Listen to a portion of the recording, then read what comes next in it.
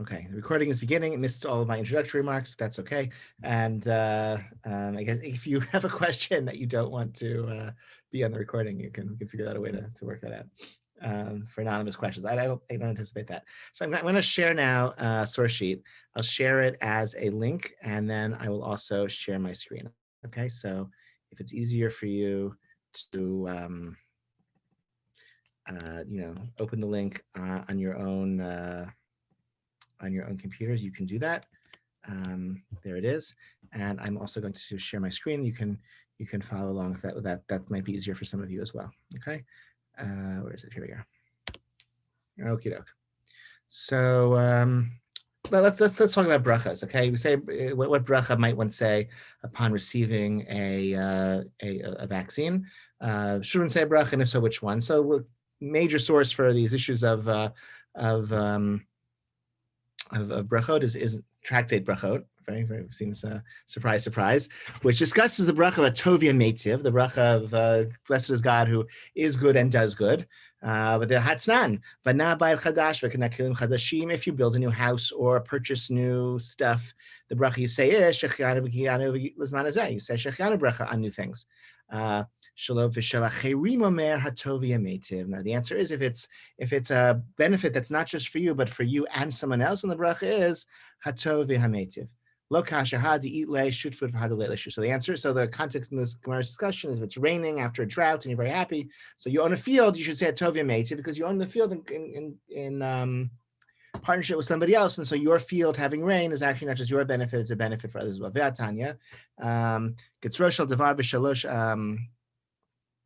Katsur shel davar al shalov hu amer baruch shechan v'kimanu al shalovi al shel chavaro amer baruch hatovi meitiv. If it's a benefit that's just for you, the bracha is shechianu. If it's a benefit that is a shared benefit, the bracha is hatov v'hameitiv. Okay, really, is that really true? What about this case? Amrlo yalda ishto zachar. Your wife gave birth to a son, Omer Baruch Hatovia Meitiv. What wonderful news! Hatamnami Diki Ishto. His wife also is very happy to have a son, so that's why you say Hatovia Meitiv. It's good for the two of you, father and mother, that there's a baby boy. Tashma. Learn. Here's another case. Meita viv who your show. Omer Baruch Dainamet. Lubasofu Omer Baruch Hatovia Meitiv. Okay. Your father dies and leaves an inheritance. So you say Baruch Dainamet. That's the bracha for bad news. Your parent died. But left an inheritance, that's you make a tovia meitiv, a good bracha. But why is that the bracha of multiple people sharing in the good news? Hatam namdika achi achei dekayarte bahadi, as brothers who share in the inheritance. So this paradigm then is these bracha come up in today's daf too. Oh, spoiler. Okay, cool. So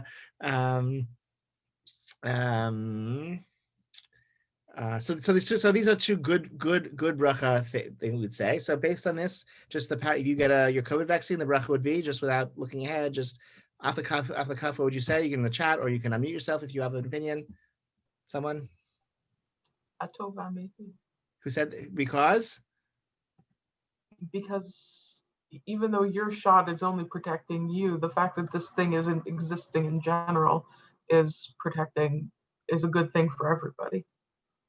So the vaccine is good for everyone. Like all humanity benefits from this existence of this vaccine, and so the Hatovia Meitiv is the bracha of shared good.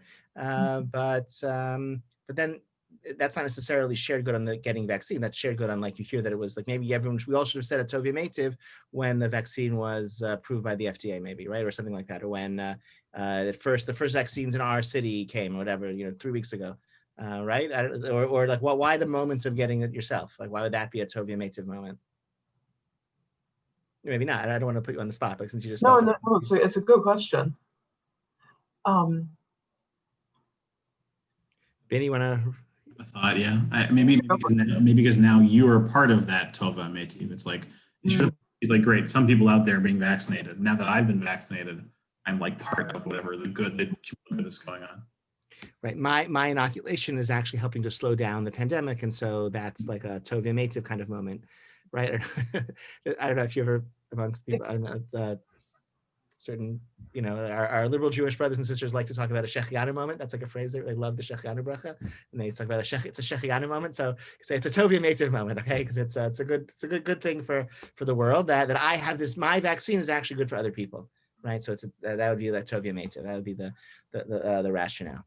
Other thoughts on this? Just looking at this Gemara, if you know nothing else about this, just what you know about the world and our pandemic existence and this little piece of Gemara. Any other thoughts or questions that it raises for you?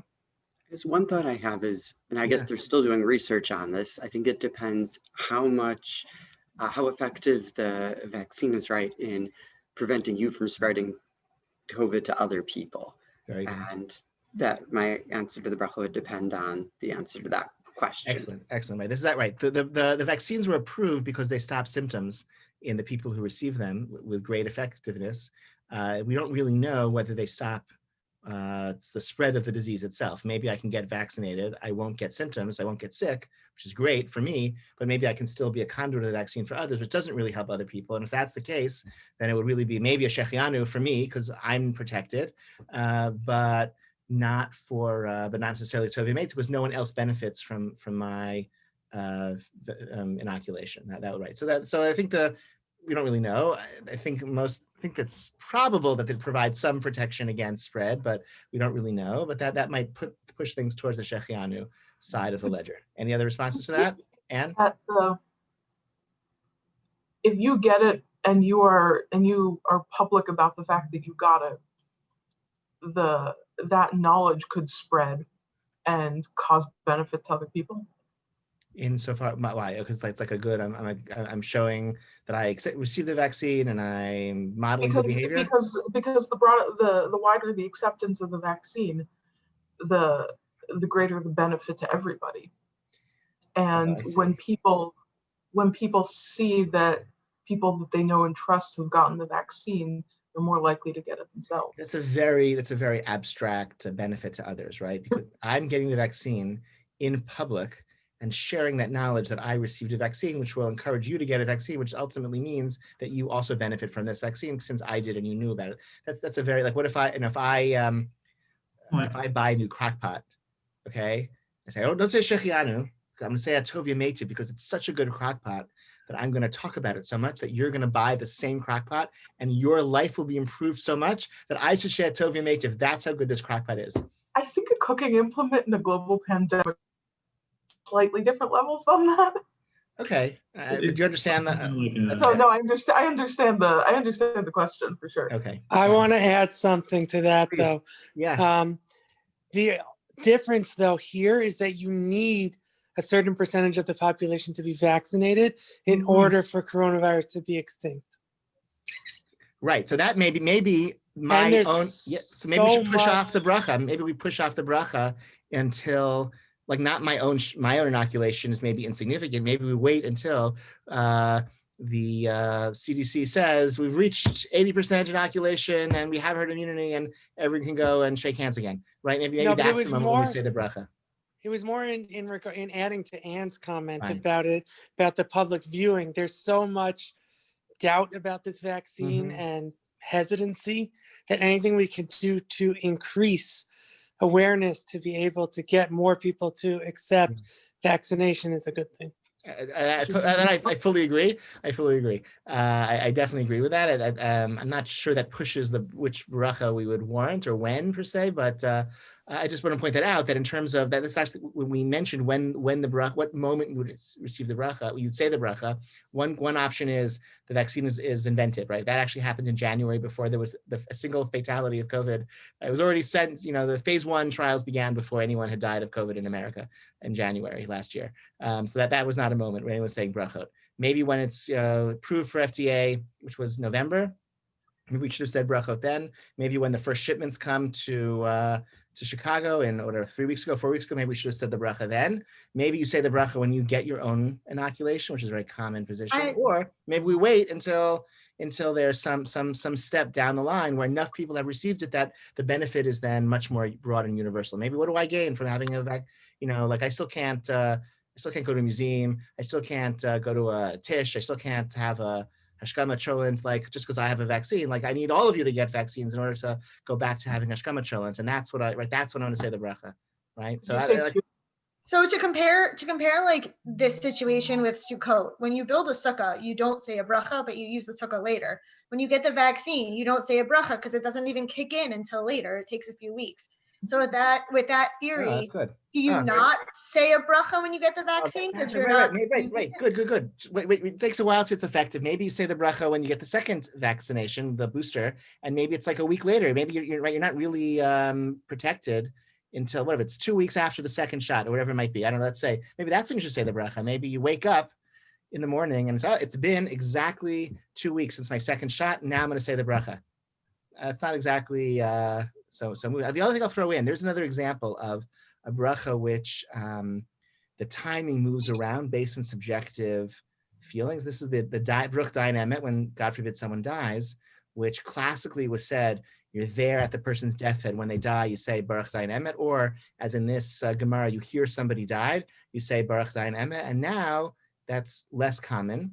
And the more common practice is Baruch Dayan Emet is said at the, and it's not just like I did, but just like with Shem Malchut, like Baruch Atah Hashem, Dayan Emet, we say that at the funeral, usually right before the funeral begins, or sometimes at the gravesite as the casket is lowered into the ground. The mourners say Baruch Dayan Emet, the full bracha, and they tear kriya at that moment. And the understanding is people find out about the death in all sorts of ways. They hear the news, they're there, they're not there, they find out. But at that moment when the body's lowered into the ground, that's such that's the most moment of just where the emotions are the most intense. The sadness is the greatest, and that's the moment, therefore, we say the bracha. So even though classically, technically, originally it was said at some other moments when you would learn about someone dying, the common practice evolved to, we identify the moment of greatest sadness in the death, burial, mourning process, and that's when we anchor that moment with the Baruch Dayan Emet bracha. And so it could be that maybe there are arguments you could be made for all of these various moments in the inoculation process, when the vaccine is invented, when it's approved, when it's brought to your city, when you get your first shot, when you get your second shot, 2 weeks later, when it starts really being effective, when enough people in your social circle get it that you can start doing things again, et cetera, whatever that moment might be. But like, probably I would think like the moment you get your first shot, like maybe that's when you really feel the best. I don't know. But let's see. Let's look ahead. I have here just from the Shulchan Aruch. So this is the same Gemara. It's basically how the Shulchan Aruch, what it does with that bracha, and also codifies that odd story about you hear someone die, you say Baruch Dayan Emet, but I'm in their will. So I say, it almost reminds you of like Monopoly. It's like, it's like pick up cards up, your uncle died, and he left you, $500, so, but there's ambivalence in life, and you say two brachot for these ambivalent things. You can be sad the person died, and you be happy they left you some money. And so that's codified as well. All right. This is what's next is a short tshuva by Rav Rimon, who has been a hero of our COVID Halakhah shirim, and I actually just heard, this one right here is a little bit older, but I have two tshuvot that he published this afternoon, actually, which, I had like some other, as I was putting together the source sheet, he sent out two published tshuvot that, which we'll have a chance to look at. This one is a little bit earlier. I don't think it's been formally published. On the case of what bracha to make. Rav Rimon is the rabbi of Elon Shvut in Gush Etzion, and is a very prolific author and teacher and educator around issues of halacha. There's a different dispute amongst the poskim about the Shechianu bracha and the Atovia Meitiv bracha. But derech klal lo mevarchim Atovia Meitiv al hanaa sheinena mamashit. We don't say Atovia Meitiv on a non-tangible benefit. But Shechianu we could say on feelings, emotions, things that are like we talked about a few months ago, seeing somebody for the first time and in a long time, right? So there's a Shechianu can be said on a Shechianu moment can be a non-tangible benefit. A Tovia Meitiv has to be a tangible physical benefit. Amnam chison hu devar mashi, but the vaccine that's a physical, actual, tangible benefit. So his Tovia Meitiv should be warranted. So he agrees. Fine. Aleph. When did you say the bracha? Did you say it when you get it or when you hear that it's arrived? It's a very good thing to get a vaccine. But on the other hand, it's an untested experimental vaccine. We don't know. Maybe maybe after 6 months, everyone will grow a sixth finger because of this vaccine. There's a lot of concerns people have, right? So, Nuntet, Shulchan Aruch, that's the sources above.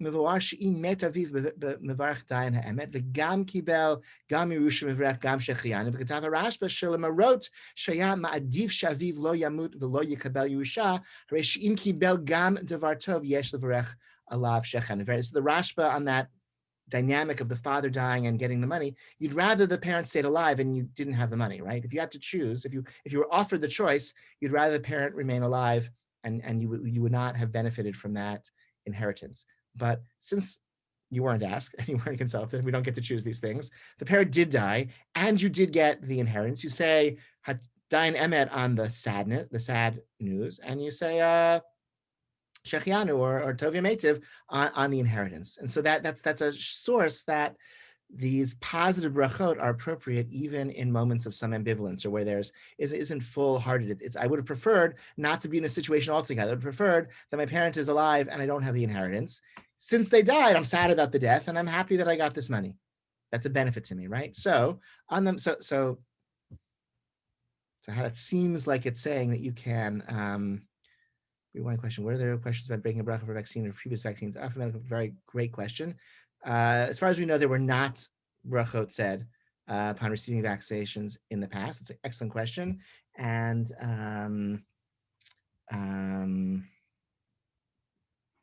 that's an excellent question. I think someone even makes reference to the fact, I think this one sort of seems different in that the whole world was kind of waiting for this, and the kind of impact on this is like a global pandemic in a way that others have not been, I think, and the one that can be significantly cured by a vaccine in the ways that other ones weren't, right? So I think that's sort of why it's sort of seen as this moment of great breakthrough. But I don't know, maybe we should start saying, I don't know, brachot for other vaccines too, and moving forward. Oh yeah. Quick question. So yeah. How is, I guess I'm trying to reconcile the fact that like the polio vaccine or the eradication of smallpox, like those were humongous events too, and they had to vaccinate millions of people all of a sudden with the polio vaccine, and the bracha so I don't know. I mean, there are people, I guess you could ask what it was like. There are people alive who were right. I think it was this amazing thing and this amazing breakthrough and this amazing feeling. I think the difference is that I don't with polio, it was this fear that hung over everyone, especially I think it mostly affected children. So you had children were scared and parents were scared, but people went to work and life was more or less normal. If you were able to, you sent your kids to the country in the summer and, you avoided swimming pools or whatever. There was this fear, but the world continued just with this fear. And then the vaccine came and the fear lifted. Whereas we're all living this abnormal existence for 10 months and kind of this, we're going to come out of prison almost, right? So I think it's a little bit of a different insert, but so you're absolutely right. And you find, you do find Halakhah, in Halakhah literature, there is reference to vaccination and, you get vaccines, the very, the strong, overwhelming weight of Halakhic sources are very, very pro-vaccine and getting vaccines on Shabbos if necessary and praising, inventors of vaccines, et cetera, et cetera. So that is there, but in terms of a liturgical marking of this moment, I think that is not. Maybe it's the speed, the speed of onset of everything coming on, and then the speed of the vaccine showing up so quickly too. Totally. Different. It really could be. It's interesting. Yeah. It's also the eradication of smallpox was decades long work. They've been around for centuries and centuries, and that affected different populations in different places, different ways. This is sort of all happening at the same time everywhere and affecting people in all roughly the same way, and do it for people roughly in the same way until it's over. The other sort of moment that I think maybe is, again, this is before I was born, but the moonwalk, I think was sort of this in the sense of a technological achievement that was relevant for every human being, and with some almost religious wow, we did this. It's how do we mark this moment in human history, and how do religious people mark this moment, and how does right? So I think that I think that wasn't about which bracha to say. No, that I don't think. I guess if you were on the moon, you could say maybe there's a bracha to say, but that no one asked. But But in terms of yeah, but that's different. Okay. But I guess maybe other technological breakthroughs you didn't know at the time necessarily. Like I was reading what's his name, McCullough's biography of the Wright brothers, and it's like, you know, they were like flying planes for like months and months, you know, testing them and learning how to fly, and people would watch. It took a long time for like, you know, they sent letters to Washington, to like the War Department, and, you know, saying, hey, we have this airplane thing, and they're like, whatever. They got like form letters back. You know, they're like momentous events in like human history that like it took a while before they were like, oh, this is really big. Whereas this vaccination rollout is like, we know right now we're living, this is historic. This is going to be very significant. Okay, let's go on. Right,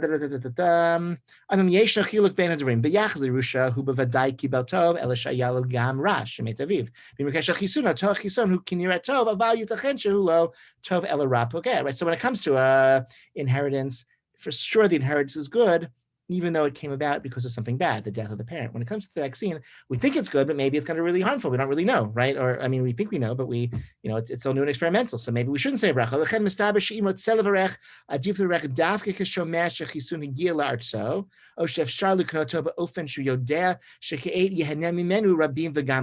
Very good. So he thinks, Rav Rimon thinks that moment, if you want to say bracha on the vaccine, the time to say the bracha is when you hear that the vaccine has arrived in your country or in your region, and that it's available for the population to receive that vaccine, because you're going to benefit along with other people. But right,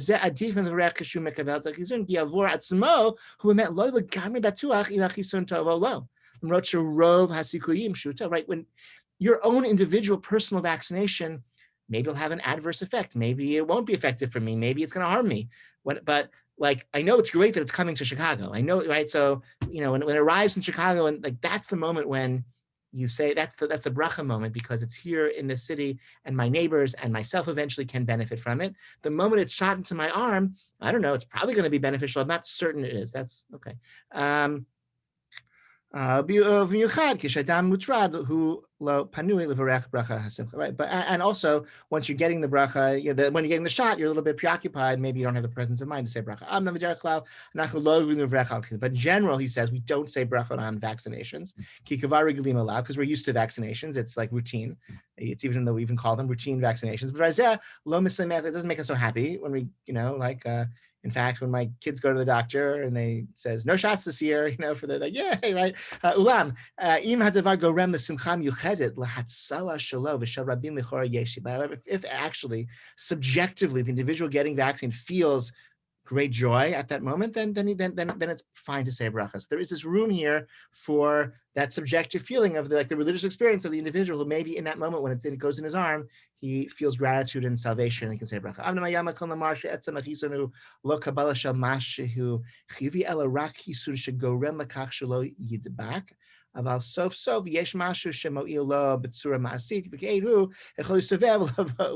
Right. So what's the benefit of the vaccine? The vaccine isn't it's not like, you can make the argument the vaccine isn't actually, it's preventing harm. It's not actually giving you a positive good. What's the benefit I have from having this vaccine in my body? It's just an added layer of protection, but it's not actually a benefit that I have. He says, no, the benefit is now you're able to move about without fear. Right now you can go and go about your business in a more free and open way. That's a tangible benefit from being vaccinated as opposed to just protection. So it says, okay, he includes and says, if you feel a great happiness, you can say a bracha, and even however, if you don't feel joy, just like I'm doing a medical, this is something medically necessary rather than something joyous, then you would not say bracha. So that's Rav Rimon's response. Questions, comments on Rav Rimon? What we said, I went through very fast, but yes, no, reactions, all good? Okay, so the next source is a longer essay in English. I think this link should work on the source sheets if you want to, something published by Rav Linzer, where he goes through a few other possibilities.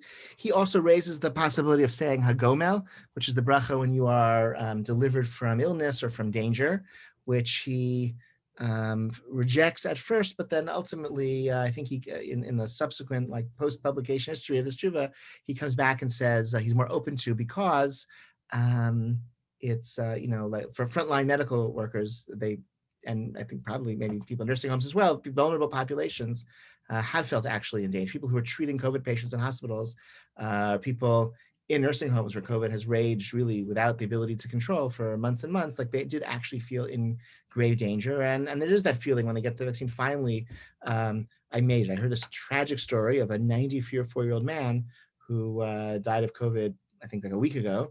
He's like a colleague. He's like the colleague knows the family, and the family's just so sad because he was in 3 weeks ago, he was in fine health, and he was just waiting to get his shot. Like the vaccine was there. Like, if he could have avoided catching this virus for another 3-4 weeks, month or two, he would have been protected from it, and just knocked him down as a 90-year-old man, right? So there is this sense maybe a Hagomel is an appropriate bracha for some of us who feel particularly vulnerable, particularly at risk.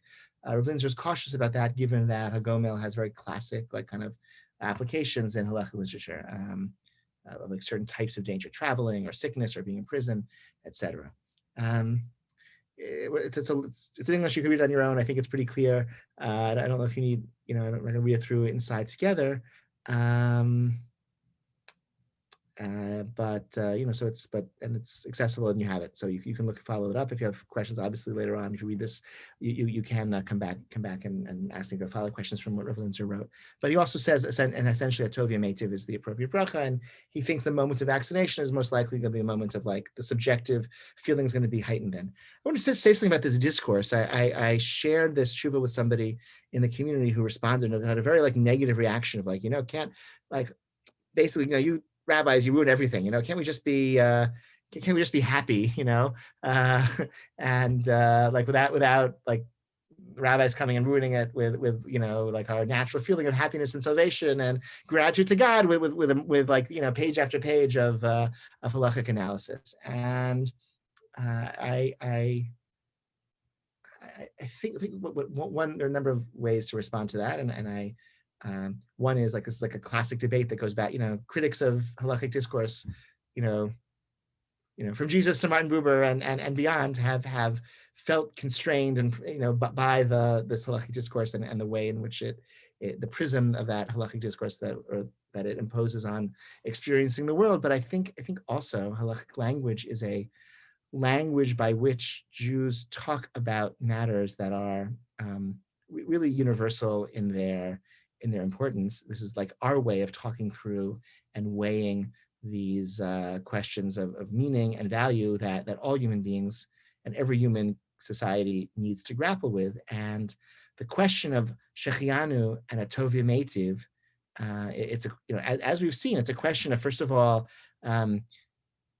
ambivalent feelings, right? There's good and there's, finding moments of good in the midst of bad, right? The parent dies and you get inheritance. So it's something sad happened, but that also gave me some tangible benefit as a result. So how do I express that feeling, right? People process that in therapy for years, or you say, but the halachic way of processing that is say Baruch Dayan Emet on the death and a Tovia Meitiv on the inheritance. Also, the question of Shechianu versus Tovia Meitiv as a question of, is this a benefit for you or is this a benefit for others along with you, I think is identifying precisely what has been one of the most ethically confusing facets of this entire pandemic, in which we have been deeply confused about our responsibility to our own health and our risk tolerance for our own health versus our sense of responsibility towards others and the risk that we impose on others through our own behavior. Right? I think that's been one of the most profound moral failings of modern America and many other countries too, that we've thought through COVID as an issue that impacts me and myself. And so, I'm relatively healthy and I'm younger than 65 and don't have diabetes, thank God. And so, the risk of myself being very harmed is very low. And so I'm going to tolerate that risk in order to do X, Y, and Z things, which are really important to me. In fact, the risk is not a risk that I take on. It's a risk that I share with every person who breathes the same air as I do over a period of 2 weeks, which includes the cashier at the supermarket who might have diabetes, might be over 65, and certainly wasn't included in my deliberations about whether it was worth it or not to have Thanksgiving dinner with my extended family. And that kind of moral confusion of like sort of focusing on myself and my risk tolerance and my personal health profile about something which really is expansive and includes others and directly impacts others in a very direct way, I think has been deadly, that confusion. And so the precision of what is the moment where I say the bracha? Is it, first of all, Shechianu versus Tovi Meitiv? What's this benefit here? Is the benefit to me that I'm protected? Well, how much risk was I at anyway? And what other methods were available to me to avoid risk, right? Do I have to work in person? Can I work from home, et cetera? What likelihood of myself having a very adverse reaction to the virus anyway, et cetera, versus no, like I'm part of a human family who've been passing this virus back and forth with horrific casualties, and like, how could I divert those deaths, stop those deaths? And maybe the joy is a joy on behalf of others. But then maybe I'm going to delay a little bit, or maybe I'll say the bracha when the vaccine comes to my city, or maybe I'll say it when, 70% of my neighborhood, my zip code has been inoculated, or maybe I'll say it when I get it in my arm because I now know that it's much less likely that I'll spread it to others, or even if I, can still spread it to others, at least I'm unlikely to take up a hospital bed, right, with my own illness. So, I think from that, I think that's a real value of this type of halachic discourse. Any reactions to that? Ben, go for it, Benny. Yeah. I think there's also something sort of to build on more most of the last point that you're making. I think there's something also to be said for the fact that I feel like, I know I personally, but I feel like a lot of people who feel like they want to be part of something right now, and with that's something being like the solution to this pandemic, and it feels like for a lot of us who are like doing all the right things and seeing things still go so terribly, it's like feels bad, and like getting that vaccine is being part of that solution. Very nice. Like building towards that, I'm part of the, making this thing go away, and it's like really what I'm doing is meaningful, and not just sort of like I'm, trapping myself in my house for 10 months or whatever it is, Right. It's very nice. That's very nice. It's the opposite. It's like I just remember this. I don't know if I wrote the phrase. I know I used it in a drasha a few years ago about people who refused the measles vaccine, and I described them as they weaponized their bodies by refusing to get the measles vaccine, and like are causing tremendous damage to others. And this is the opposite of that. It's like I'm turning my body into a shield to protect other people by being vaccinated. Yeah, that's right. And we want to. Yeah, that's very nice. Any other responses we just saw so far? All right. So not on the sheet, and just there are discussions about getting vaccinated on Shabbat. Rav Asher Weiss says you can do. He doesn't endorse violating Malacha D'Oraisa to get the vaccine because it's not a direct pikuach nefesh, because you can just stay home, right until next. If I don't get it Shabbos, I'll get it Monday or Tuesday, and I can just stay home until then. But he does. But for D'Rabbanan violations of Shabbat, he does permit, because all of us are in this status in this pandemic, we're all chol she'ein bo sakana, we are sick, albeit not in immediate mortal danger, and therefore we can violate Shabbos through D'Rabbanan, through Amir Lenochri, having a Gentile Uber driver take us to a clinic, and presumably the person who works there is not Jewish, and there's no right to anyway in giving the vaccine, so that's not a problem. So he thinks vaccination can take place on Shabbos, avoiding D'Oraita Malacha, which is usually quite possible. And I saw he published another tshuva about carrying in order to, in a Mashur Rabbah, in order to get a vaccine, maybe your ID card, your insurance card, or something like that. I think which I have not read. That's a whole other discourse about vaccination, which we're not including. I'm just mentioning it. It's discussed in the Moskim, but we're not including it now. I want to talk about prioritization. That's like a huge issue. And I'm going to try to also now share, in addition to the source sheet, I have, let's see, I don't know, I'm in the chat now. Does that work? No, it's not going to work. Oh, wait, maybe this will work. Hold on, let's try. No, you know what? I'm not going to do that. Sorry. It's on the sheet. My screen is shared. You have the link, right, as well in the chat to the Safari source sheet. And did you say you may be vaccinated on Shabbos, or that you must if you have the opportunity? That's a good. I think it's. I think he feels. I don't know. I think all things being equal, if it's like stay home stay home and don't see anyone, and come in 48 hours later, I don't think there's any necessity to get vaccinated on Shabbos if you can just stay home until like Sunday and get your vaccine then. Often you don't have a choice. And if you don't get it on Shabbos, you'll have to, it could be a week or two or more until the supply is back, and you might lose your place in line. And in such a case like that, I think he thinks you should get the vaccine as soon as possible. I think if it's easy enough to get it on a different day, so don't get it on Shabbos and just stay home until then. But it's, not all of us have the possibility of staying entirely isolated, and depending on the circumstances, if you give up an opportunity, you might not get another opportunity right away. So the link should give you the PDF. If you don't have the PDF and you want one, email me and I will send you the PDF.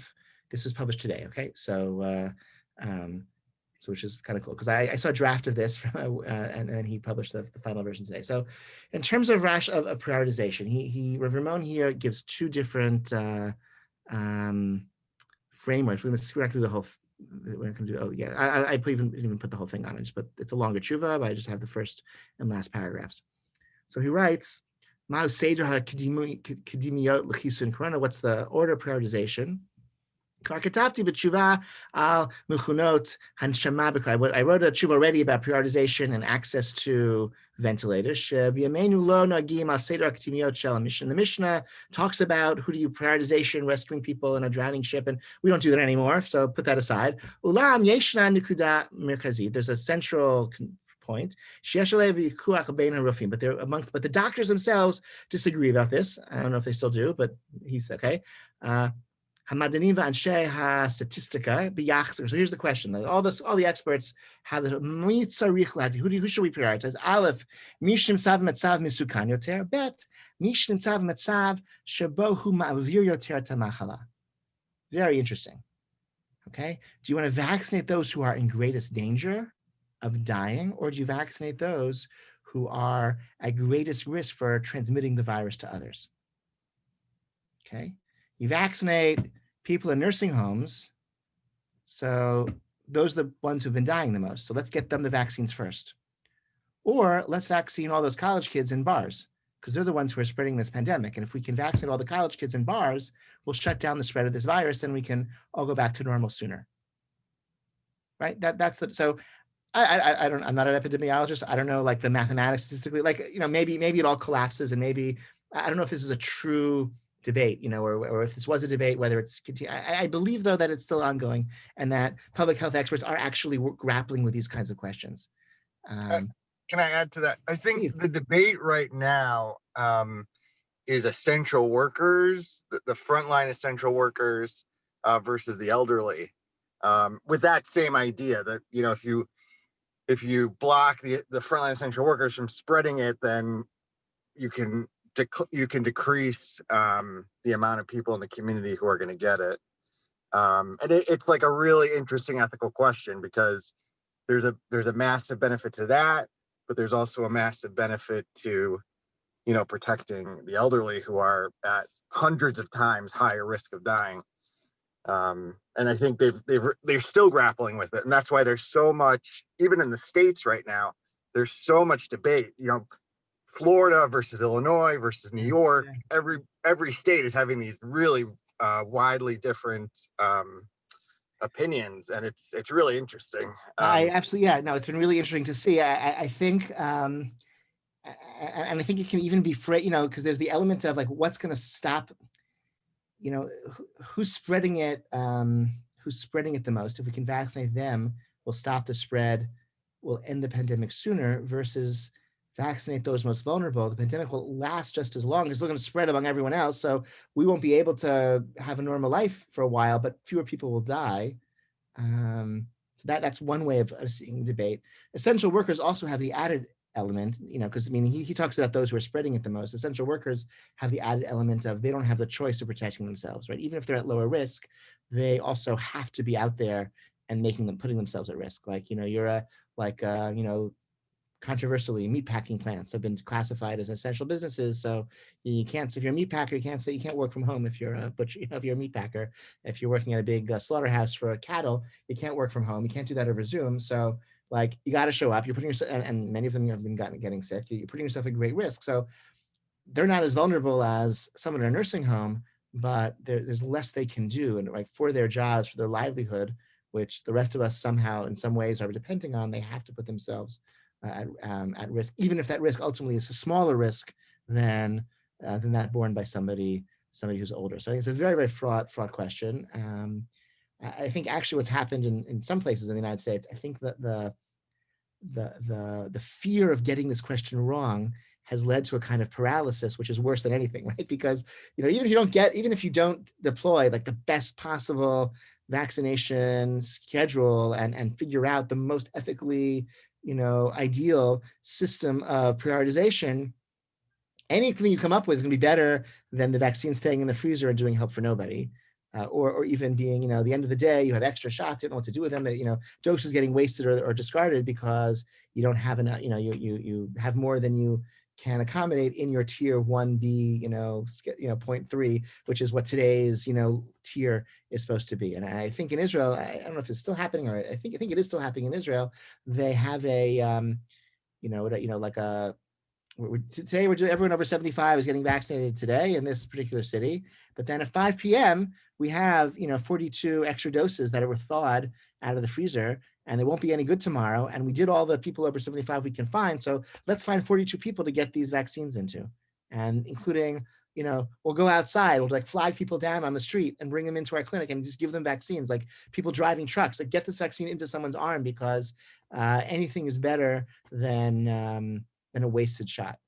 We're not going to be so concerned about, the fairness of like, is the most ideal order being adhered to, because everyone benefits from it being used by someone, and no one benefits by being wasted. On the other hand, if you have a culture like America where there's less trust, so like, I don't know, like once you give that flexibility to hospital administrators and to public health officials, so it's going to, it's going to end up, it's going to be the, I think cases of this too, it'll be the, the head of marketing for the hospital network, right? Which is a corporate job with no medical expertise needed.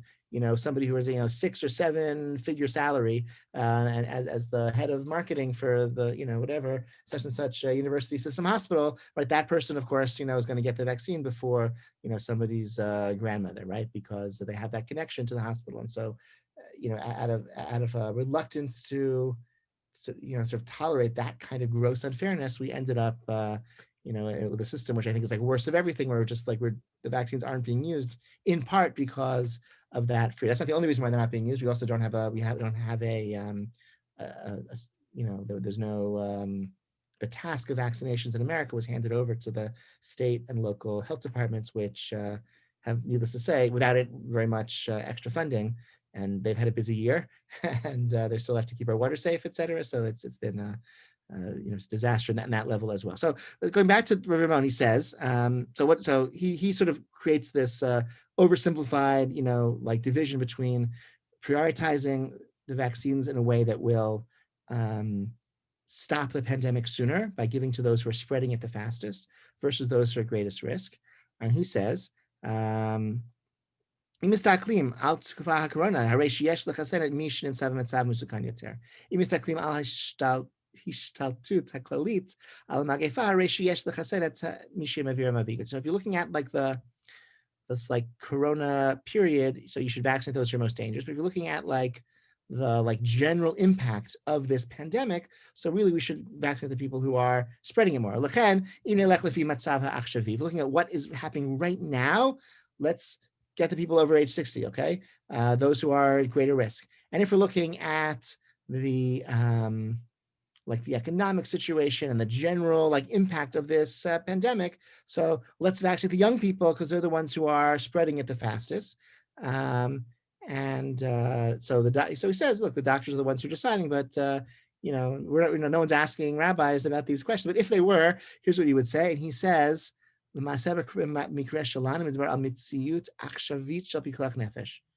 it's an actual, like, you have elderly people or like people in with comorbidities who are right now at great risk, and so that's all definitions of pikuach nefesh, of life saving, of obligatory life saving, kicks in when it comes to the elderly or others at great risk right now, as opposed to like broadly what's going to end the pandemic 6 months sooner. But like right now, today, on a Sunday night, we have 15 million unvaccinated seniors in nursing homes, and or whatever it is, and they're the ones at great need, and we have to prioritize that. Right, kasher yeshno sikun achshavi chashuv yoter misikun atidi. Okay, a current risk and current danger is prioritized over a future risk. So vaccinating the young people may remove the future risk 6 months from now because it's spread so much slower once the young people in the bars are all vaccinated. But the elderly people right now are at great danger, and they're the ones who should get the vaccine. So that's his conclusion. The link should get you the full tshuva, which is about, it's like a 6 or 7 page tshuva. Any questions or comments on this? All right. Here's one other lovely tshuva, which about skipping the line. I want to say I'll say two more controversial things. Okay, one about in the United States, one population which is at great risk, which I think in most states are not being prioritized and are being like anti-prioritized, are people who are incarcerated, who have caught corona at terrible high rates, have spread it at very high rates, are in a situation where they can't social distance because they're in prisons, and some of them have not been convicted of crimes. They're in jail pending trial. Okay, and even if they have been convicted of crimes, the sentence was 5 to 10 years in prison, not death by COVID, right? And that was not their sentence. And yet I think for really not for medical reasons, but for political reasons, I think there's some who would like take umbrage that why is this criminal getting a vaccine when my grandmother hasn't gotten it yet? On the other hand, from a public health perspective, it makes a lot of sense in many cases to vaccinate people who are incarcerated and also the people who work in prisons as well. And from an ethical perspective, I think to kind of to discriminate against them, it doesn't seem to be fair. I think in the so that's so I'll point that out. And I think if you're in a position of to do something about that and say something about it, I think it's worth saying something about. In the context, in the Israeli context, there's been a lot of debate and discussion about the coordination of the Israeli health ministry and the Palestinian health ministry, and what responsibility, if any, Israel has for vaccines in Palestinian territories. And I sort of hoped that I could get clarity on this before I taught, and I couldn't get clarity on this. There's a lot of clarity. I'll say that according to the Geneva Accords, which is the international pact of nations to act a certain way in wartime and after wartime, if your army controls a piece of land and you capture it in war, you have a responsibility as the occupying power to take care of the civilians in the territory that your army controls.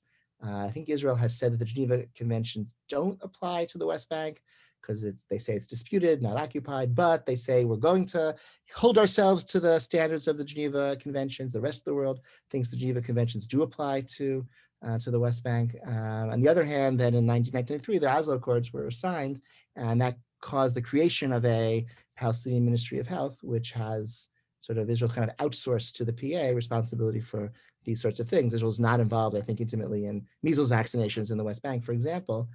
On the other hand, if Palestinian Ministry of Health is incapable of vaccinating for COVID, that maybe that obligation goes back to the Israeli Health Ministry. So on the other hand, the Palestinians seems they don't want to cooperate with Israel on vaccinations. It seems maybe, but why should their politicians get to make that choice if it harms their population? And so I think it's a thorny legal issue that I don't feel I have expertise on, but I think again, ethically, I just feel, it's, I think, human beings, like we're all in this together as human beings, right? And I think that's even true, and we're only as safe as the least vaccinated segment of humanity, because the virus spreads and it doesn't recognize ethnic or religious or national boundaries. And so just from a self-interest perspective, we want to make sure that everyone gets that, we're all safer when all of us are safer. And from an ethical perspective, I think the fact that all humanity face this common enemy should allow us and inspire us to unite with our erstwhile enemies or people with whom we have conflict, and fight this common enemy that all human beings face. And I would hope that would extend across even very bitter conflicts and divisions. And I don't think that's hasn't happened yet there, but I think it'll be inspiring to see move into that direction with recognizing all the complications of who's responsible and whose fault, and which ultimately I think is less. I don't know. I think it's less the whose fault and who's responsible questions sometimes are less compelling than what are the needs and how can they be met. Okay, so we're going to end the final. This is a very sweet story. I think I had this is Rav Rimon. This is the second tshuva about can you cut in line to get your vaccine before your turn?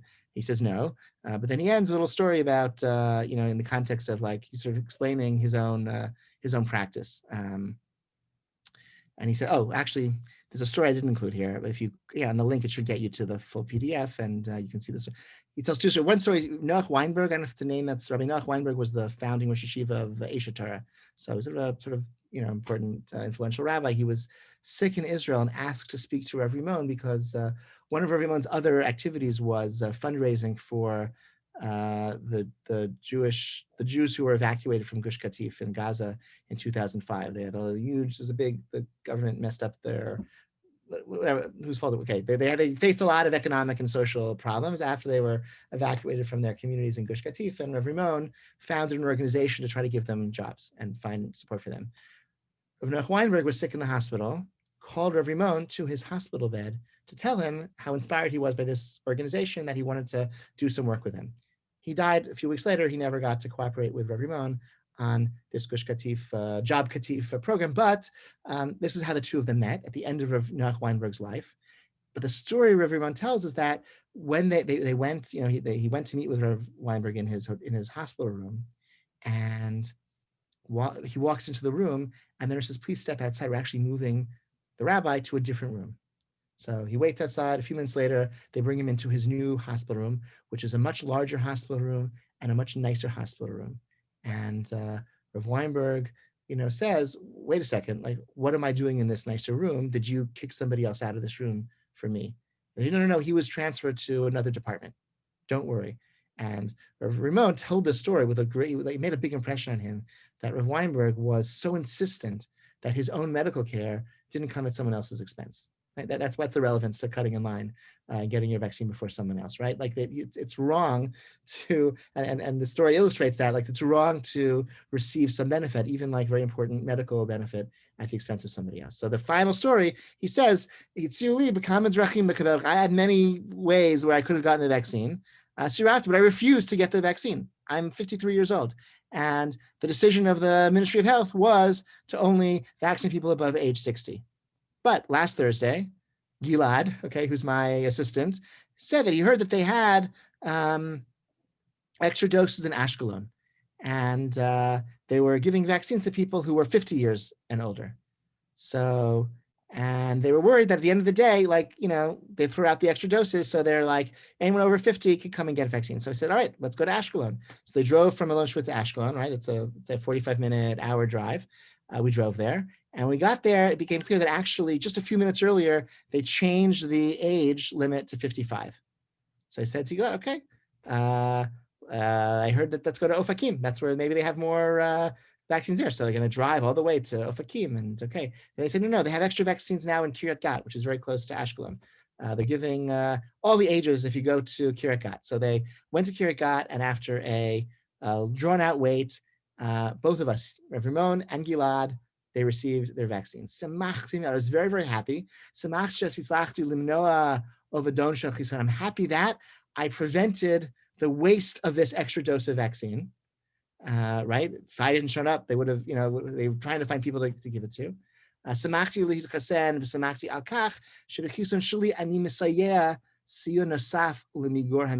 And I was happy to get vaccinated. I was also happy that with my vaccination, I did one step to halt this pandemic. And I'm so happy and emotional that the state of Israel is leading the world in vaccination. And it's so proud to be part of this amazing effort of stopping the pandemic. And after a few hours, we returned home. Baruch Hashem, nitzalti et haderech v'atam tana limud l'tshuvot l'sheilot. I used the time all the way while I was being driven, and while I was waiting online, I was studying, I was writing all of these tshuvot, right? Okay. V'samachti shelo akafti tor b'shvil, and I'm glad they didn't cut in line. El adraba hitzalti chisun miver. Not only did it not cut in line, in which case I took a dose that would have gone to somebody else who needed it more, who deserved it more according to the criterion of the ministry, but I also, by getting the vaccine in this way, I prevented a dose from being wasted. We're all of us, we're all trying, okay, to do our part. We're wearing masks over our noses and our mouths. Right? We're observing all of the guidance about social distancing, and we are also getting vaccinated. And with God's help, we'll see all of the Jewish people in the whole world healed from this pandemic in great speedily in our day. Amen. Okay, so a really lovely end. So Reverend Ramon is vaccinated, and he's still writing Shuvot, and he did it in a way that didn't violate any ethical any ethical guidelines. He didn't take anyone else's shot. He actually, on the contrary, prevented a extra shot from being wasted. Okay, I said I would end at 9:30. It's 9:30. If you have like a very quick question, you can say it now. Otherwise, follow up with email. And thank you so much. Any quick comment or? All right, I spoke very fast. Thank you. All right, thanks so much for joining. And yeah, hopefully, please God will vaccines will reach us too, the rest of us who haven't gotten yet, and we also will see the end. The end will come near of this very, very harsh pandemic. But in the meantime, we'll still learn Torah about it. Okay, as the new issues arise in the coming weeks, the coming months. All right. Take care, everyone. Thank you so much. Shkayach, thank you. Thanks. Thank you.